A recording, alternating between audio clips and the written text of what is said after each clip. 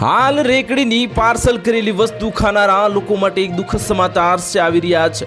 આ વર્તમાનમાં દરેક ઘરના રસોડામાં એલ્યુમિનિયમ ફોઇલનો ઉપયોગ ખૂબ સામાન્ય છે। ટિફિન પેક કરવા હોય, રોટલીઓને ગરમ રાખવા હોય કે બચેલા ખોરાકને ઢાંકવા હોય, આ દરેક વસ્તુ માટે એલ્યુમિનિયમ ફોઇલનો ઉપયોગ થાય છે। પરંતુ શું તમે જાણો છો કે આ સિલ્વર રંગની પાતળી શીટ તમારા સ્વાસ્થ્યને ચૂપચાપ નુકસાન પહોંચાડી શકે છે?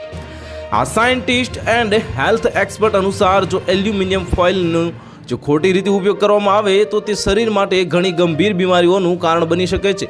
આ એલ્યુમિનિયમના વધુ પડતા સંપર્કમાં આવવાથી આપણા બ્રેન ફંક્શન પર અસર પડી શકે છે।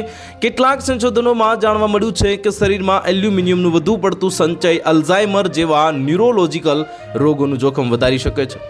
આ એલ્યુમિનિયમ ફોઇલનો ખોરાકને વારંવાર ગરમ કરવાથી અથવા તો સંગ્રહિત કરવાથી આ તત્વ ધીમે ધીમે ખોરાકમાં ભળી શકે છે।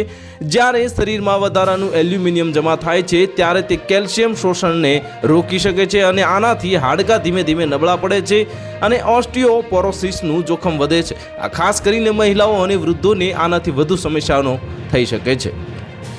ખોરાકને ફોઇલમાં સ્ટોર કરવાથી અથવા તો રાંધવાથી ખાસ કરીને એસિડિક ખોરાક જેમ કે ટમેટાં, લીંબુ અથવા તો અથાણા, આ નાના નાના એલ્યુમિનિયમ કણો ખોરાકમાં ભળી શકે છે।